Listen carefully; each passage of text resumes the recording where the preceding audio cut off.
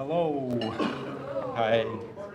Greetings and welcome to Bloomington Rotary Club's weekly celebration of service. I'm filling in for Lauren Snyder, our president. My name's Aaron Davis and I'm the president-elect. So I'll be inflicted upon you in July. Thank you to Bill Perkins, our greeter, and roundabout reporter Glenda Murray, who's very involved in today's meeting. Um, so we'll start with Charlotte Zitlow and the pledge and reflection. Good jokes, not bad ones. No promises. Okay, just in case. Okay. The pledge. I pledge allegiance to the flag of the United States of America, to the republic for which it stands, one nation, indivisible, with liberty and justice for all. Thank you. You may be seated.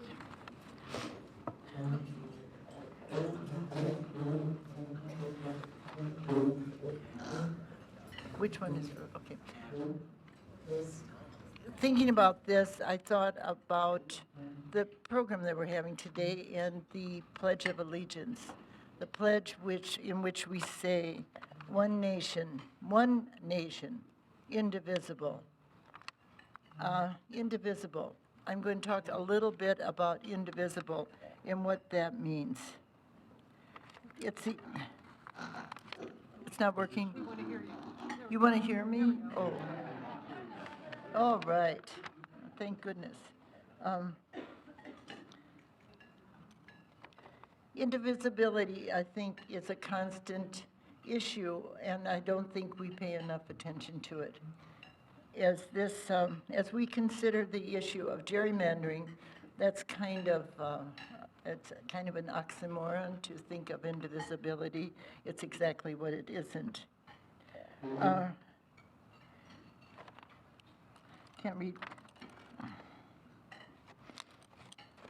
It's really important as we think about the world today and we see one thing after another demanding some sort of solution, and yet we can't get together on the answers because we are not indivisible at this point.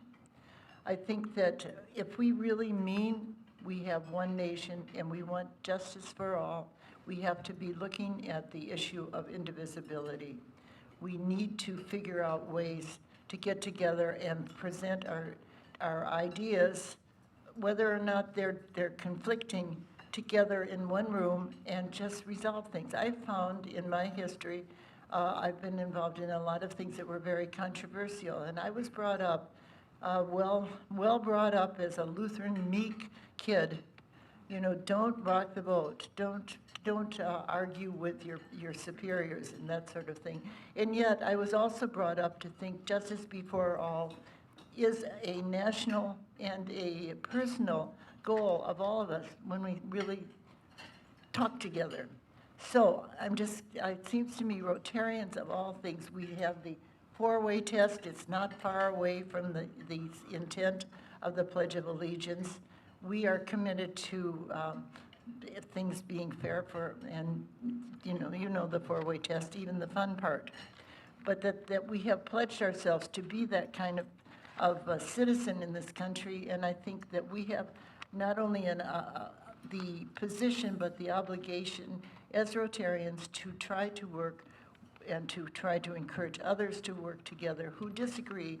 And it takes patience, it takes time, it takes forbearance, and it takes a deep breath to do that. But I have found that you can find really good solutions when you work with people with whom you disagree, whom you don't even like, and you find out you actually like them in the end, after all, and you end up with a better situation, whether it be at the city level, at the home level, wherever. So I would say, let us dedicate ourselves to what we say in the Pledge of Allegiance, which is one nation, indivisible for all, and justice for all. Thank you.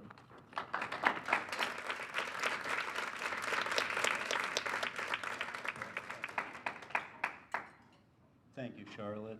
Um, I'd like to have Winston Schindel come up and introduce the guests at our meeting today.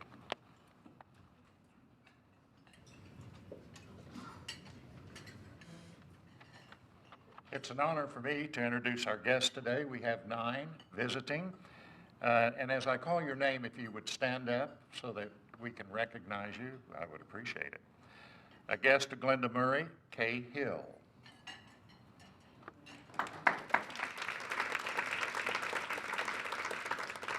Two other guests of Glenda Murray, Jim and Tommy Allison.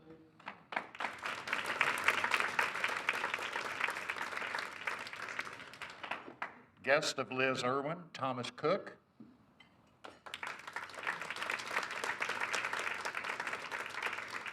Guest of Jean Emery, Steve Bishop.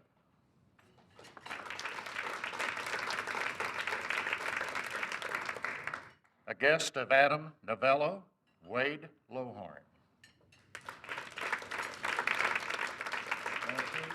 Another guest of Adam, Julie Hahn.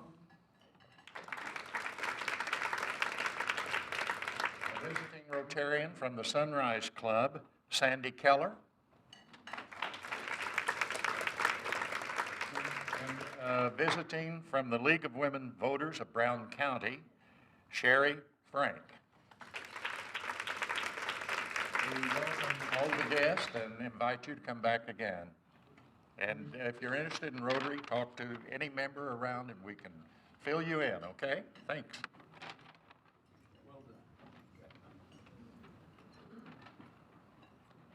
Thank you, Winston. And thank you all the guests for being here. So in terms of the Rotary family, we have some birthdays this week. Michael Shermis on the 10th, Jim Sims on the 12th, and Emmeline Metzger. I know Michael is here. Michael, happy birthday.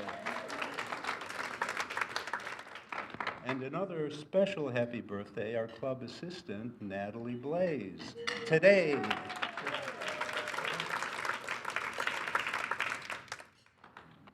Okay, we don't have any anniversaries of membership, except next year we'll have a couple, Trent and Adam.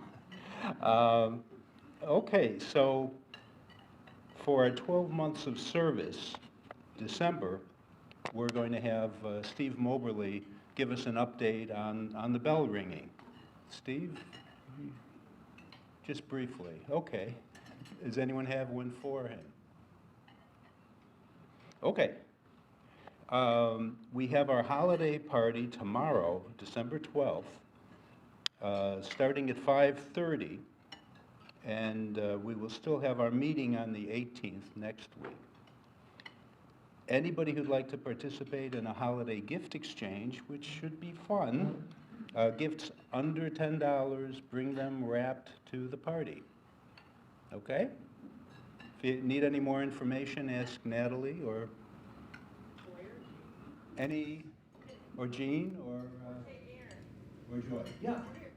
We have a few extra seats still if someone has not RSVP'd yet and would be interested. See Natalie, and we'll get you taken care of. Okay.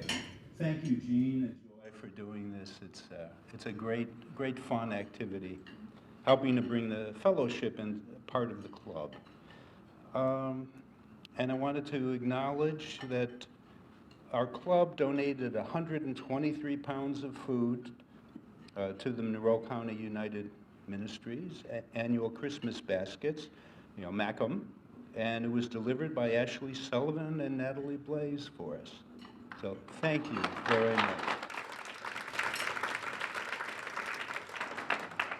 And now we'll have a new member induction by Liz Irwin, our membership chair. Thank you, Liz.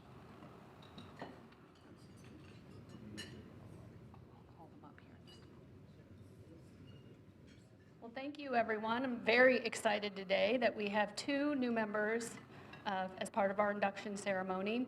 And it's great to see so many guests here today. Perhaps some of you already knew about Rotary. Perhaps some of you may decide to join us in the future. We hope that you will. I'm really excited that my dad is here as my guest today. And just so you know, I'm trying to recruit him to Rotary. So if you get the chance to tell him about an experience you've had or some reason why you think he should join, I encourage you to do that.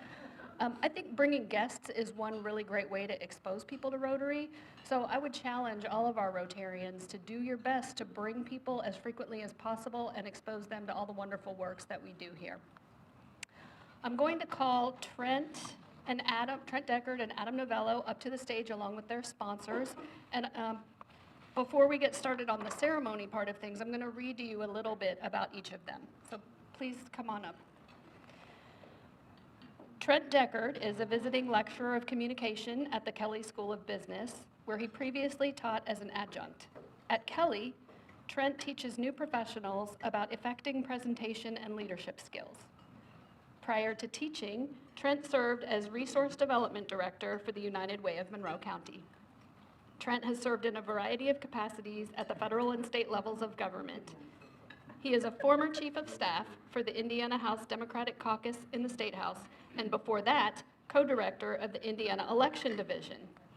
Many Rotarians will know Trent from his 4 years as both District Director and Field Representative for U.S. Congressman Barron Hill in Bloomington.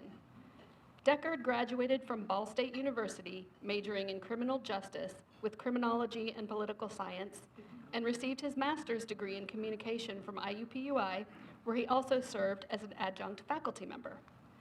Deckard is a graduate of Edgewood High School, an 8th-generation Monroe County native, and a proud graduate of Leadership Bloomington, Monroe County. He is also the former chair of the Monroe County Democratic Party, a member of First United Methodist Church, a Toastmaster, and an Elk. Trent is a proud husband of Kyla Cox Deckard, a fellow Rotarian, and enjoys spending time with daughters Madeline and Lucy in his comic book library at home. After many years on the road in public service, Trent is very happy to resume membership in Rotary, where he first joined in 2008. Adam Novello is a Regional Development Officer for Youth First, Inc. He joined the Youth First organization in early October of this year and will handle fundraising and advocacy efforts in Monroe, Morgan, and Orange counties. Adam has experience with philanthropy, event planning, and relationship management through his position as Curator of Education at South Bend's HealthWorks Kids Museum. Previously, he worked at the Children's Museum in Indianapolis. Adam is a graduate of Indiana University. In his new role at Youth First, Adam joins a growing development team that is responsible for marketing, event, volunteer, and philanthropic efforts across the organization's 10-county service area. He will manage advocates and supporters, as well as oversee all fundraising efforts to ensure Youth First fulfills its mission. Youth First protects and heals the hearts of children and strengthens families, resulting in more positive, productive citizens and a stronger, healthier community. The agency is best known for embedding highly trained Youth First social workers who act as specialized mentors in area schools, assisting students, parents, and educators. It also provides Family First and other proven programs in life skills training and substance abuse prevention. I also just wanted to point out that Adam brought a couple of his colleagues from Youth First. They drove all the way from Evansville to be here to watch his induction ceremony today, so welcome.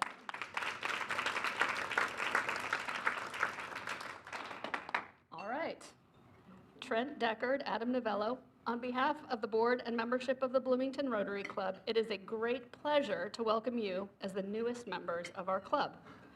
We look forward to the fellowship that we will share, as well as your participation in many club projects that make our community, country, and world a better place. Though Rotary is not a political organization, Rotarians are vitally concerned with good citizenship and the election of strong leaders to public office. While Rotary is not a religious organization, it is built on those eternal principles that have served as a moral compass for people throughout the ages. Rotary is an organization of business and professional people pledged to uphold the highest ethical and moral standards. Rotarians believe that Worldwide fellowship and peace can be achieved when people unite with the Rotary motto of service above self. Rotary activities exemplify the charity and sacrifice that one would expect from people who believe they have a responsibility to help others. Trent and Adam, you have been chosen for membership in the Bloomington Rotary Club because your fellow members believe you to be a leader in our community and because you possess the qualities to champion the message and principles of Rotary. You are representatives of your vocation within our club and community. You now become an ambassador of Bloomington Rotary, carrying the ideals of service to all within your sphere of influence. Our community will know and judge Rotary by your character and service. We will also look to you for inspiration as we strive to become better Rotarians. I now ask your sponsors to vest you with the distinguishing badge of a Rotarian, your Rotary pin.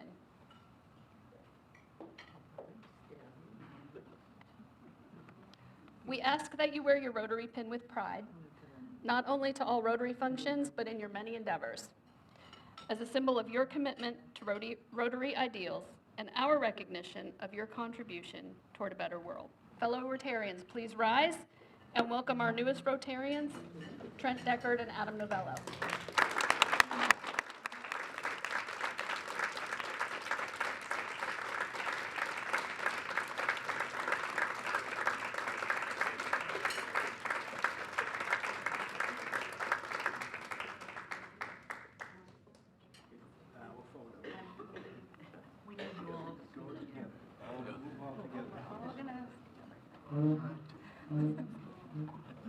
Catch me if I fall. Okay, we're gonna have to do it this way. Turn a little bit so you Okay, give it some cheese. One more. Thank you.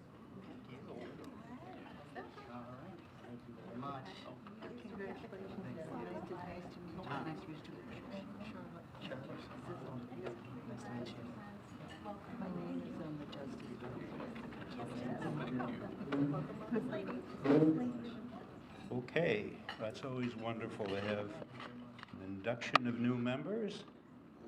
And in this case, with Trent and Kyla, Martha and I are no longer the main all-present couple of the club. So we've got another married couple.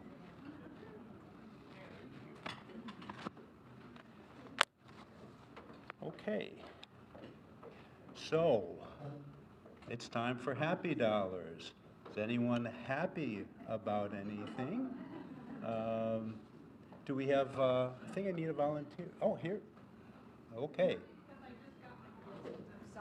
Happy about getting coffee. That's a...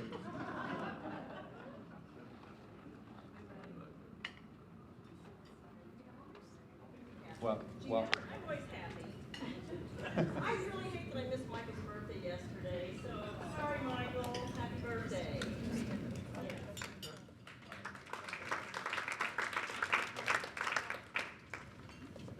I'm happy for the Boys and Girls Club because if anyone's ever met my son Sam, knows that he's a force to be reckoned with. I'm sure in a couple of years he'll be coming to Rotary. And I want to thank the staff of the Boys and Girls Club for always being there and kind adults for all of the children.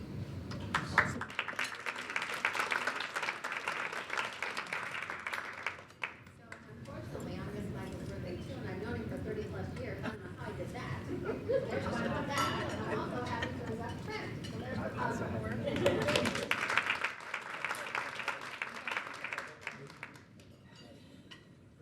Okay, Mike.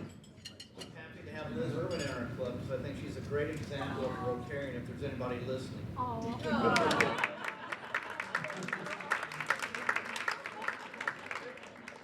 Okay, and I'm happy to have people back who we haven't seen in a little while. Members, we're always delighted when people can re-enter and come back and resume their vital presence in this club. It's really valued. And also, I just want to mention that Jim Santo is planning to be here at the holiday party tomorrow. So I haven't seen him for a while. Anyone else? Okay.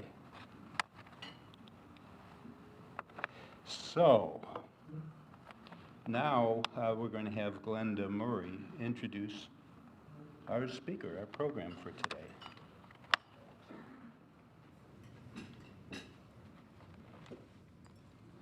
I've always thought of the League of Women Voters as the watchdogs of local government and beyond. And so today we have an example of that. Vicki Polanski is going to speak to us on behalf of the League of Women Voters called Taming the Gerrymander, a look at the possibilities for redistricting. Vicki herself is the managing editor of the Slavica Publishers, and she's been there since 1999. So please help me welcome her, and we'll hear more about the gerrymander.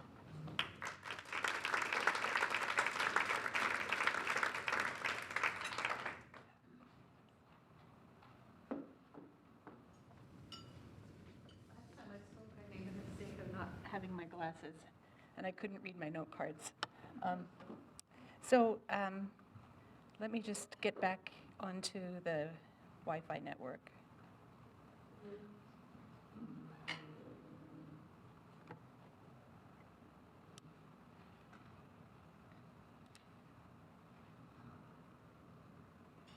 Okay, there we, almost there.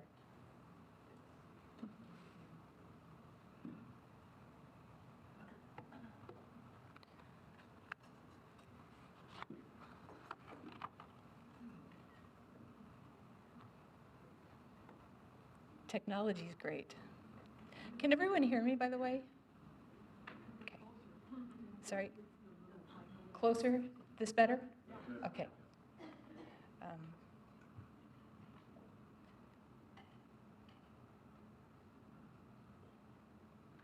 Now I just have to find my tabs.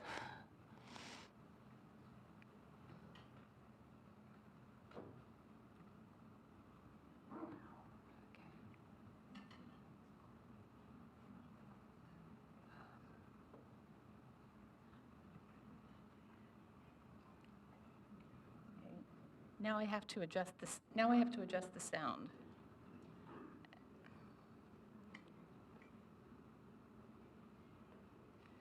And I'm having trouble finding that.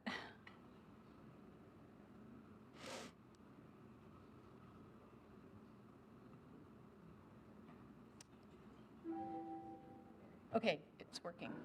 Okay, sorry about that. Good afternoon. On behalf of the Bloomington Monroe County chapter of the League of Women Voters, I'd like to thank you for inviting us here to talk about an issue that's critical to the functioning of our democracy. That is taming the gerrymander, or to put it more prosaically, redistricting reform. Here in Indiana, the State League of Women Voters has joined together with other citizen groups, including Common Cause, the Indiana Farmers Union, and the NAACP to form a statewide coalition, the Indiana Coalition for Independent Redistricting, All In for Democracy. Together, we're working to build grassroots support for redistricting reform in Indiana and to lobby our legislators to create an independent, nonpartisan redistricting commission. This presentation is not intended to be everything you always wanted to know about gerrymandering, but were afraid to ask. It's just a forum for introducing the topic and encouraging you to support redistricting reform and spread the word. I don't know if any of you remember those Herbal Essence commercials from the 70s, and she told two friends, and she told two friends, and so on and so on. That's kind of what the model we're after. We'll begin the presentation with a short video produced by the Washington Post, which introduces the topic of gerrymandering. And then we'll follow up with a look at how gerrymandering has been manifested here in Indiana, why it's detrimental to democracy, and what we can all do about it. So we have to watch the very end of this ad. Here we go. So you want to know what gerrymandering is? First, let's start with Doctrine 101. In the United States, each state elects a certain number of representatives based on the state's population. The larger your population, the more representatives you have. Each representative represents a district or a geographical area, including its voters.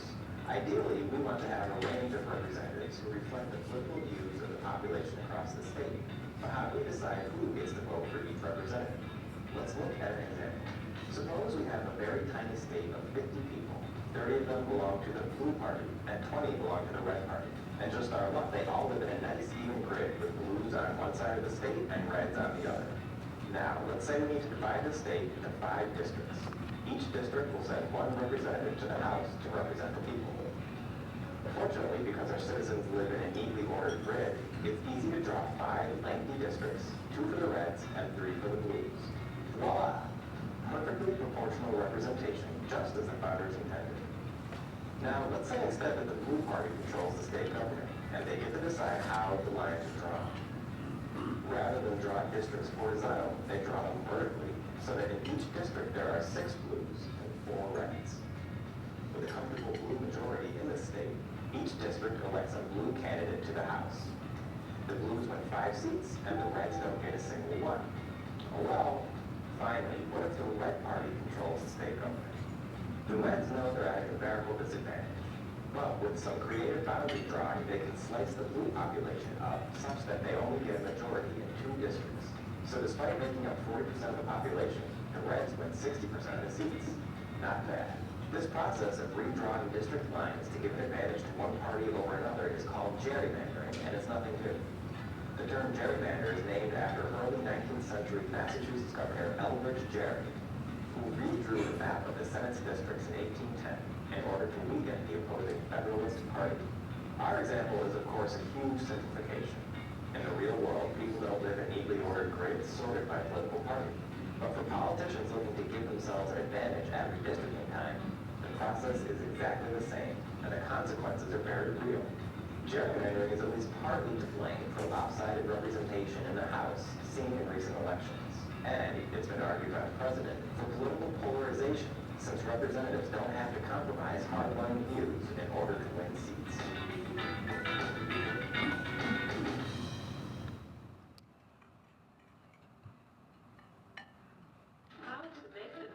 Oops. Okay. So, to recap, the American system of democratic governance is based on the principle of one person, one vote. Each citizen is entitled to equal representation. Each state has 2 senators and a share of 435 representatives, apportioned according to the population. Indiana has 9. Apportionment, or redistricting, is done every 10 years after the U.S. Census to reflect gains, losses, and shifts in population. If redistricting is done in a partisan way, to advantage one party or even a particular candidate, it's gerrymandering. Systems for redistricting vary from state to state. Some use an independent or bipartisan group to draw district lines, but in most states, including Indiana, the state legislature draws the electoral maps. Here in Indiana, specific leaders within the General Assembly, plus a gubernatorial appointee, are in charge of redrawing the maps. In short, the party in charge of the state legislature at the time of the census gets to redistrict. And human nature being what it is, both Republicans and Democrats have given in to the temptation to game the system. The arbitrary nature of what we might call legislative cartography can be seen in this graphic history of our shape-shifting 9th district. Let me cue this up.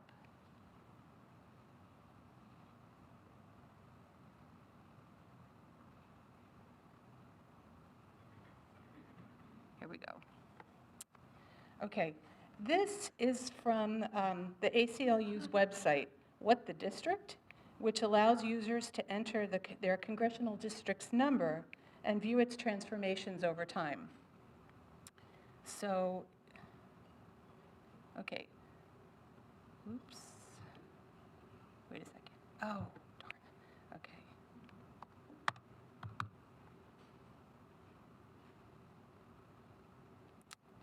Okay, let's go back.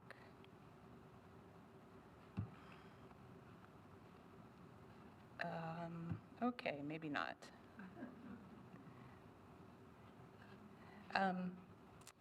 Okay, sorry about that. Technological difficulties. But if I had been able to show it, what you would have seen is that over time, the map goes from 2018 back to 1943, and Indiana 9 shifts all over central and southern Indiana, with Bloomington as a kind of the hub of what you might roughly envision as a spoke. But the shape of the district is radically different through time. So you might think, as we know from the presentation by the Washington Post, gerrymandering's been around for 200 years, and we're still here. We've survived. So what's the big deal? In fact, nothing could be further from the truth. This is not your grandmother's gerrymandering. First of all, the amount of data available on voters, everything from what magazines you subscribe to, what your shopping preferences are, what organizations you belong to, the amount of that data that's available has proliferated radically. Moreover, because of sophisticated computer mapping applications, gerrymandering can be done much more powerfully and much more precisely than in the past, and the effects are very negative. For one, as they alluded to in the Washington Post video, gerrymandering is responsible for lopsided representation in legislatures. For example, here in Indiana, in the 2012 state legislative races, Democratic candidates received 999,219 votes. That's 42.7% of the total, while Republican candidates received 1,342,237 votes. That's 53.1% of the total. However, Republicans ended up holding a 69% majority in the General Assembly, which climbed to 70% by 2017. So gerrymandering is responsible for the polarization that we see in politics now. With no competition from the other party, candidates don't need to draw votes from supporters of the other party. Candidates can play to the fringes of their own party instead of seeking consensus in the middle. Once they get into office, candidates or politicians don't really feel the need to listen to their constituents either, because they know that they don't need their support to be reelected. This, in turn, drives down citizen participation and leads to the low voter turnouts that we've seen over time, with the exception of this past election where there was much better voter turnout. It takes a lot of energy, time, and money to run for office. And when parties or candidates know that they have no chance of winning, they often don't bother to field candidates or to run. In 2014, more than a third of Indiana General Assembly seats were unopposed in the general election. And voters, feeling like it doesn't matter whether they vote or not, the outcome will be the same, often don't bother to vote. In the 2014 elections, Indiana had a voter turnout of 28%, which was the lowest in the nation. And it was also the worst voter turnout in 72 years. In 2016, which was a presidential election, and a very consequential one, only 58% of Indiana voters bothered to go to the polls. Another consequence of gerrymandering is that communities of interest are splintered. Cities and counties, school districts, neighborhoods, minority groups find themselves broken up, placed in different districts, and therefore unable to advocate effectively for their needs as a community. Just as an example, Bloomington, Monroe County, is split into 5 districts. We have Indiana 65, represented by Christopher May, Indiana 60, represented by Peggy Mayfield, 62, represented by Jeff Ellington, 61, represented by Matt Pierce, and 46, represented by Bob Heaton. There are 2 Senate districts. So what is the League's position? The League's position is that voting districts should be determined by an independent, nonpartisan redistricting commission, and that the redistricting process should not benefit any individual or political party. Districts should be compact and contiguous. The criteria for the drawing of districts should include population, ethnicity, socioeconomic background, and location. And the drawing of districts must comply with the Voting Rights Act and the principle of one person, one vote. So where are we with redistricting reform currently in Indiana? In the 2018 legislative session, 4 Senate bills, 1 House bill, and 2 Senate resolutions were introduced. Of those, 2 received hearings. Senate Concurrent Resolution 30, calling for the creation of a study committee, and Senate Bill 326, which sought to codify standards for redistricting. Neither of these bills made it into law. Senate Bill 326 was passed by the Senate 42-6, but it wasn't scheduled for a hearing in the House Committee on Elections and Apportionment, and so it died. One last attempt to create an independent, nonpartisan redistricting commission was introduced as an amendment to Senate Bill 327, but the House leadership ruled it out of order. This year, 2019, is a critical year. The census is going to take place next year, meaning that the electoral maps will be redrawn in 2021.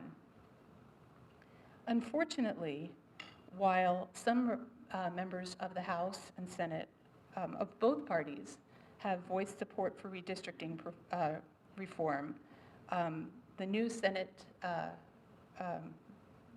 President of the Senate Pro Temp, Roderick Bray, is on record as opposing the creation of an independent, nonpartisan redistricting commission. I hope that what you've heard today has convinced you that we need redistricting reform and that we need it now, and that you're sitting there thinking, okay, I'm ready. What can I do?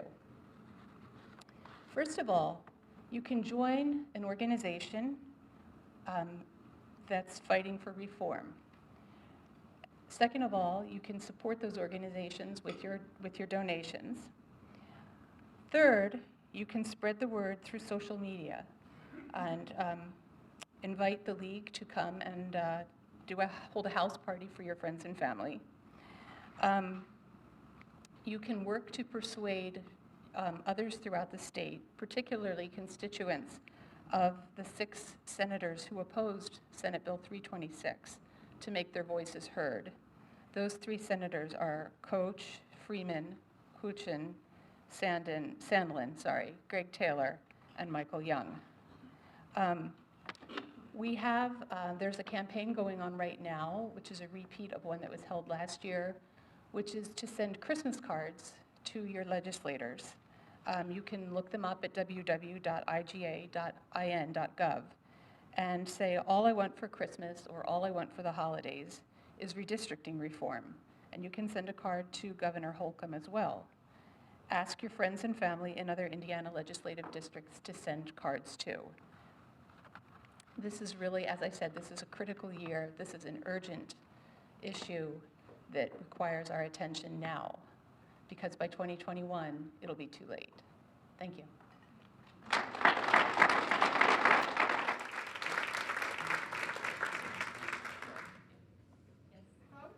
Party in charge of the state legislature, why would I not, why would I allow reform when I control the state? Like this, Indiana is Republican, why would a Republican vote to allow an independent committee to control the law? Well, I think there are 2 reasons here, and I would also invite other people to respond as well if they have ideas about this. But one of the things that I didn't mention, I wanted to mention and I didn't, is that gerrymandering actually makes it hard for representatives to do their jobs well. If you look at the shape of our district, it's very hard, well, actually, our district. I mean, if you look at the shape of the districts that make up Monroe County, is a better way to put it. It's very hard for representatives to get from one end of their district to the other, making it hard to attend multiple events and to really meet with their constituents as they might want to.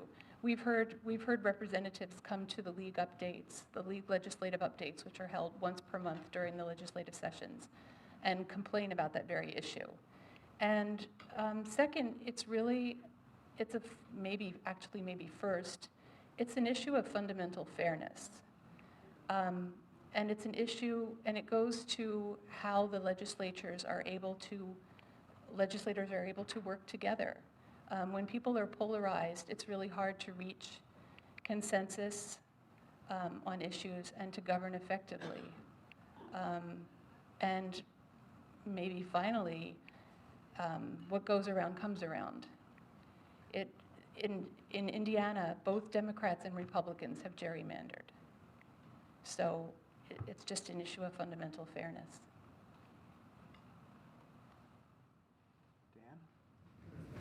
Yeah, I noticed in Michigan they had a referendum on the ballot to create a nonpartisan commission.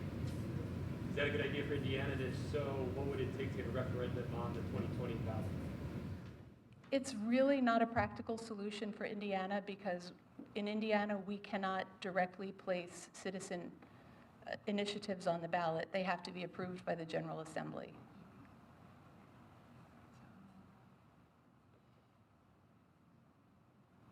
Any other questions?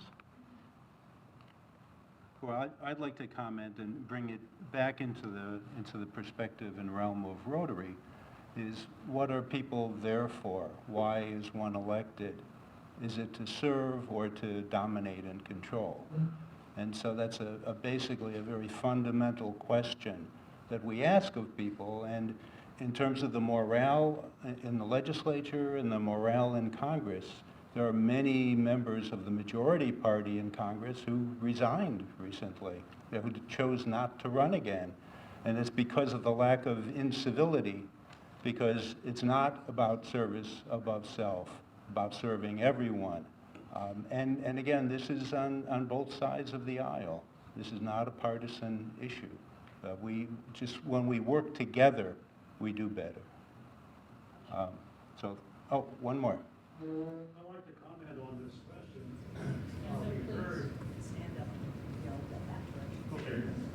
Vicki just told us that the founders meant us to have proportional representation. The founders did. I take that to mean that because gerrymandering opposes that, subverts that, unless you oppose gerrymandering, you're not a patriotic American. It's that simple.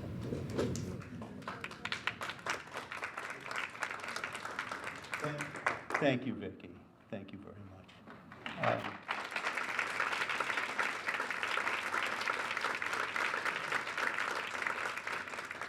And I also wanted to mention that yesterday was the 70th anniversary of the Universal Declaration of Human Rights.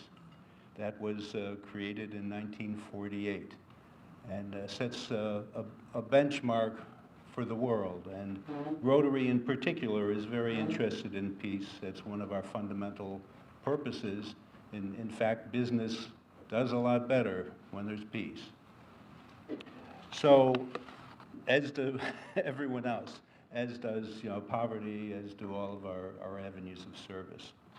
So I'll mention that as a speaker recognition donation this quarter for each program we have, a donation will be given to the Interfaith Winter Shelter. Next week's program is going to be Rotary Trivia Fun. Our greeter will be Winston Schindel, pledge and reflection from Charlotte Zitlow, from Glenda Murray, an introduction of guests, I'm thinking probably by Owen Johnson, and Roundabout reporter also Glenda. And the Roundabout is just an amazing publication. Everybody who's been a reporter or involved, please stand. It's outstanding.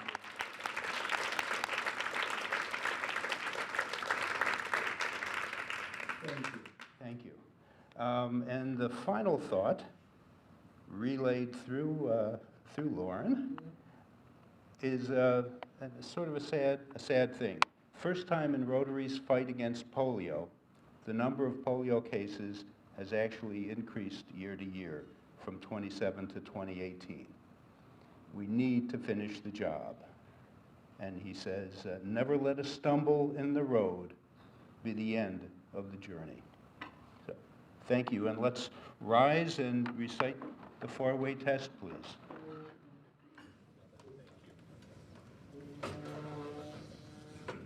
Of the things we think, say, and do, first, is it the truth? Second, is it fair to all concerned? Third, will it build goodwill and better friendships? Fourth, will it be beneficial to all concerned? And fifth, is it fun? Thank you.